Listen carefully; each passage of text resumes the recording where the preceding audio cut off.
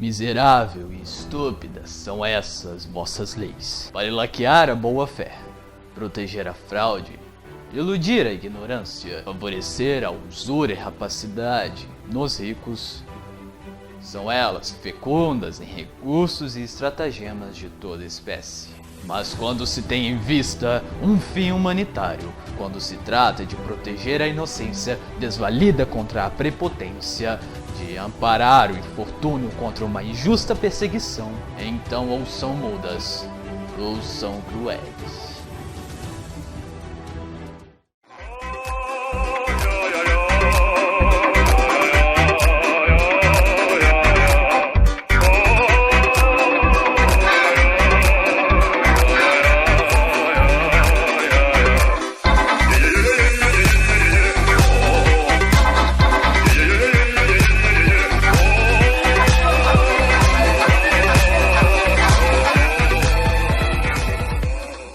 Brasil, ano de 1875, ano em que o Brasil começava a engatinhar no seu movimento abolicionista idealizado aqui no território. Época também, justamente, do lançamento da primeira publicação da obra de Bernardo Guimarães, Escravizaura. Época em que o Brasil possuía apenas duas leis contra a escravidão africana aqui no território. A primeira, a Lei Eusébio de Queiroz, de 1850, e a Lei do Ventre Livre, de 1871. Mas não era só porque o Brasil tinha duas leis contra a escravidão que de fato eram eficazes contra seus objetivos. A primeira lei, Eusébio de Queiroz, permitia à Marinha Britânica derrubar, prender, dizimar qualquer navio brasileiro traficasse escravos negros e africanos para o Brasil. Mas aí, como típico do povo brasileiro, essa lei não surtiu efeitos imediatos, onde apenas 20 anos depois da promulgação da lei, ali próximo à data de lançamento da nossa obra em estudo, foi exatamente nesse período que começou a aumentar a fiscalização, ou seja, aumentar a fiscalização. Não que o tráfico tenha se dizimado por completo. E a segunda lei, a Lei do Ventre Livre, falava que qualquer filho de escravo nascido a partir da data de lançamento, de promulgação da lei, era considerado livre. Mas aí, essa criança tinha obrigação de ficar com um senhor de engenho, seu proprietário, até os 8 anos de idade. E aí o que acontecia depois? Você tinha duas opções. A primeira, esperar ter sorte para ser indenizado pelo governo para poder iniciar sua vida particular. E aí o governo maravilhoso, cuidadoso, preocupado com seus recém-africanos, oh meu Deus, eu realmente vou investir numa criança negra africana que acabou de sair da escravidão para que ela tenha um futuro brilhante, seja amparada pela mais diversa educação de qualidade e proteção, alimentação e etc. Né? O governo pensava assim mesmo. E a segunda opção era ficar pelos cuidados do querido senhor de engenho até os 21 anos de idade, onde ele seria obrigado a obedecer a todas as ordens deste amado padrasto, né? Seria como se fosse um padrasto, digamos assim, onde em plena época que o Brasil estava, a produção de café estava sendo, estava no em alta naquela época. Cada vez mais proprietários de engenho de cana-de-açúcar e barões do café, como eram chamados os proprietários de café da época, precisavam de mais de mão de obra escrava naquele período. Ou seja, óbvio que eles iam libertar, né, o nosso querido rapazão de 21 anos escravo para viver aí, e eu mesmo vou plantar meu café e fazer tudo que eu quiser aqui na minha fazenda, porque eu sou trabalhador, eu não preciso de escravos, né? Então, você pode ver a eficácia dessas duas leis nesse período. Por mais que existisse toda essa dificuldade de libertação negra desse domínio social, na contramão estava surgindo uma das evoluções, um dos alicerces da conduta social brasileira e do mundo inteiro, a literatura. Retratar problemas sociais, ideias abolicionistas, revolucionárias, que inspiravam a liberdade, igualdade, fraternidade, como a lei francesa, como a Revolução Francesa. Era um movimento que estava começando a surgir ali na transição entre o romantismo e o realismo de 1881. E Bernardo Guimarães, com a obra de Escrava Isaura, tocou na ferida da sociedade burguesa da época, colocando um tema que estava surgindo, inclusive inserindo uma escrava branca, bela, elegante, educada, ou seja, ele colocou o padrão da burguesia no lugar da escravidão.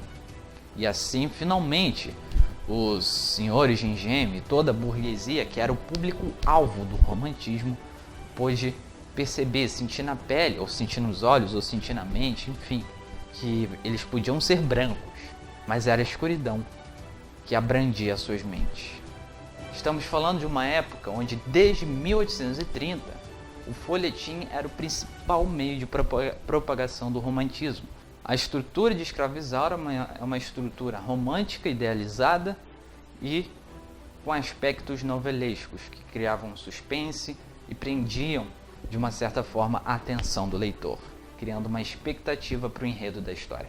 A história se passa em uma fazenda no Rio de Janeiro, onde vive Isaura, uma escrava bela, elegante, exuberante, de todos os adjetivos que uma mulher de boa classe pode ter, porém de sangue africano, para a surpresa de todos da história, inclusive dos leitores. Nessa fazenda, quem administrava era Leôncio, um homem que desde a infância já apresentava sinais de mau comportamento, e por isso ele cresceu se tornando um senhor egoísta, totalmente possessivo, ignorante e, eu julgo dizer, um psicopata. Dessa forma, ele acaba se encantando pela beleza de Isaura e começa a assediar sexualmente a pobre escrava. Só que Isaura não resiste aos seus assédios e resiste bravamente a esse domínio sentimental.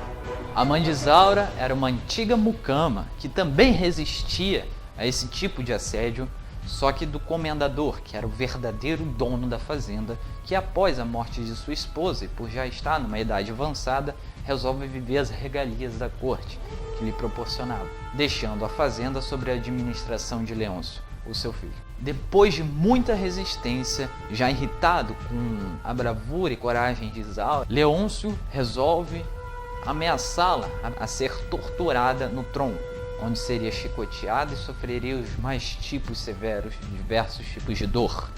Isaura diz que se ele fizer isso, ela mesma iria se suicidar, pois ele podia ser dono de suas tarefas e obrigações, mas nunca seria o dono de seu coração. Leôncio, por sua vez, ameaça arrancar suas próprias mãos para que ela nunca consiga fazer isso. Para você ver o nível de escrápula, ganancioso e qualquer coisa que você quiser xingar esse sujeito. Em uma bela noite, Miguel, pai de Isaura, um antigo feitor da fazenda, consegue fugir junto com ela da fazenda e os dois juntos vão para Recife, onde ficam em uma pequena casa, isolados e passam por um disfarce. É lá que, em uma bela festa, Isaura conhece Álvaro, um rapaz, um jovem milionário, que os dois acabam se apaixonando perdidamente. A característica principal de Escrava Isaura no romantismo da literatura brasileira, sua natureza é fundamentada naquela velha característica entre o bem, na luta, pelo equilíbrio da paz entre o bem e o mal. De um lado, representando o bem, que é a heroína Isaura, que lutava pela liberdade, por essa ideologia atrasada, onde você é dono de uma pessoa só porque você a comprou. Ou seja, você era colocado no mesmo patamar que o seu celular, por exemplo. Na verdade, eu acho que você deve cuidar mais do seu celular do que os escravos eram cuidados na época. O vilão, representando esse domínio subhumano que os escravos e todas as classes raciais inferiores eram propostas na época representado por Leôncio, por exemplo, e o herói, representado por Álvaro, que pregava os ideais abolicionistas que estavam começando a surgir na época. Ele era capaz de colocar sua vida em risco, de lutar pela igualdade, pela fraternidade, só que no caso da sua mulher idealizada, da sua bela, da sua adorada Isaura. Então, dessa forma, ele buscava os ideais revolucionários que diziam lá o tripé da Revolução Francesa: igualdade, liberdade e fraternidade. Só que movidos pelo exagero do sentimentalismo, aquela idealização da mulher bela, sem nenhum defeito, com características totalmente puras, totalmente inocente, idealizada, e por isso acaba sendo que a maioria dos personagens da obra são movidos pelas emoções, pelos exageros dos sentimentos, por aquela coisa melodramática, novelesca, movidos pelo sentimentalismo exagerado, braveza e pureza da mulher.